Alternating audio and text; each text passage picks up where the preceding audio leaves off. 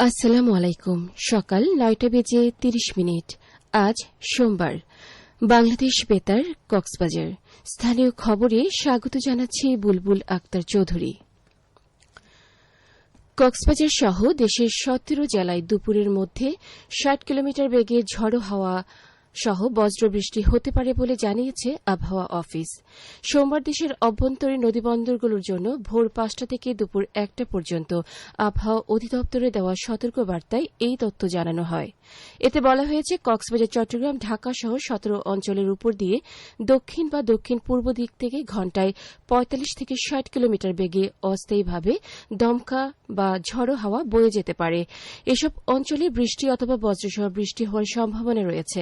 এসব এলাকার নদীবন্দরগুলোকে ১ নম্বর সতর্ক সংকেত দেখাতে বলা হয়েছে।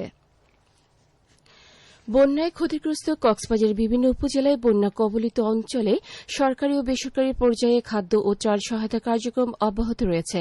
দুর্গতদের মাঝে চাল, ডাল, তেল, বিশুদ্ধ পানি ও শুকনো খাবার সহ অন্যান্য সহায়তা বিতরণ করা হচ্ছে।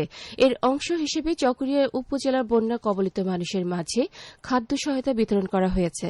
শনিবার সুরাজপুর, মানিকপুর ইউনিয়নে কয়েকটি বেসরকারি সংস্থা ক্ষতিগ্রস্ত পরিবারের মাঝে ফুড প্যাকেজ বিতরণ করে।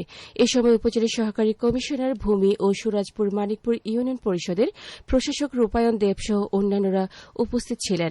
এছাড়া উপজেলার বিএমচর ও কাকারায় বন্যায় ক্ষতিগ্রস্তদের খাদ্য সহায়তা বিতরণ করা হয়। রামতে টানা বর্ষণ ও বন্যায় পশু সম্পদের ব্যাপক ক্ষতি হয়েছে। সবচেয়ে বেশি ক্ষতি হয়েছে উপজেলার দক্ষিণ মিঠাছড়ি, গর্জনিয়া, কচ্ছপিয়া ও কাওয়ারখোপ ইউনিয়নে।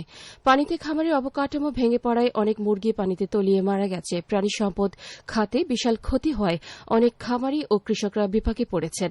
এছাড়া পানিতে তলিয়ে নষ্ট হয়েছে গবাদি পশুর খাদ্য হিসেবে সংরক্ষিত কাঁচা ঘাস ও খড়ের স্তূপ। উপজেলার প্রাণী সম্পদ কর্মকর্তা ডা অসীম বরণ সেন জানায়, বন্যায় ক্ষতিগ্রস্ত খামারগুলোর তথ্য সংগ্রহের পাশাপাশি রোগ প্রতিরোধে প্রয়োজনীয় ব্যবস্থা গ্রহণ করা হচ্ছে। ক্ষতিগ্রস্ত খামারিদের তালিকা তৈরি করে পরবর্তী সহায়তার জন্য ঊর্ধ্বতন কর্তৃপক্ষের কাছে পাঠানোর কার্যক্রম চলমান রয়েছে বলে জানান তিনি। প্রশাসনিক বিকেন্দ্রীকরণ, সরকারি বরাদ্দ বৃদ্ধি, নাগরিক সেবা প্রদান, প্রান্তিক এলাকায় উন্নয়ন ত্বরান্বিত ও জনদুর্ভোগ কমাতে স্থানীয় সরকার মন্ত্রণালয় উখিয়া ইউনিয়ন পরিষদকে বিভাজনের উদ্যোগ গ্রহণ করেছে। গতকাল উখিয়া উপজেলা প্রশাসন আয়োজিত রাজাপালং ইউনিয়নকে ২ ভাগে বিভাজন বিষয়ক গণশুনানি অনুষ্ঠিত হয়েছে। উপজেলা অডিটোরিয়াম ভবনে উপজেলা সহকারী কমিশনার ভূমি শারমিন সুলতানের সভাপতিত্বে এতে তৃণমূল পর্যায়ের নাগরিক সমাজের প্রতিনিধিরা বিভিন্ন তথ্য উপস্থাপন ও মতামত ব্যক্ত করেন। এ সময় উপজেলা বিএনপি সভাপতি সরোয়ার জাহান চৌধুরী, উপজেলা নির্বাচন কর্মকর্তা এস এম মহিউদ্দিন, থানার ভারপ্রাপ্ত কর্মকর্তা সহ বিভিন্ন রাজনৈতিক দলের নেতৃবৃন্দ উপস্থিত ছিলেন। উখিয়া জনসম্মুখে মাদক গ্রহণ করে আইনশৃঙ্খলা বিনষ্ট করার অপরাধে নুরুল আমিন নামের এক যুবককে ৩ মাসের কারাদণ্ড দিয়েছে ভ্রাম্যমাণ আদালত। দণ্ডপ্রাপ্ত আসামি উপজেলার রাজাপালং ইউনিয়নের পূর্ব শেখদারবিল এলাকার বাসিন্দা। গতকাল নির্বাহী ম্যাজিস্ট্রেট ও সহকারী কমিশনার ভূমি শারমিন সুলতানের নেতৃত্বে ভ্রাম্যমাণ আদালত পরিচালিত হয়। উখিয়া থানার অফিসার ইনচার্জ হাবিবুর রহমান জানান, কারাদণ্ডপ্রাপ্ত আটক আসামিকে কোর্ট হাজতে প্রেরণ করা হয়েছে। খেলার খবর। বিশ্বকাপ ফুটবল।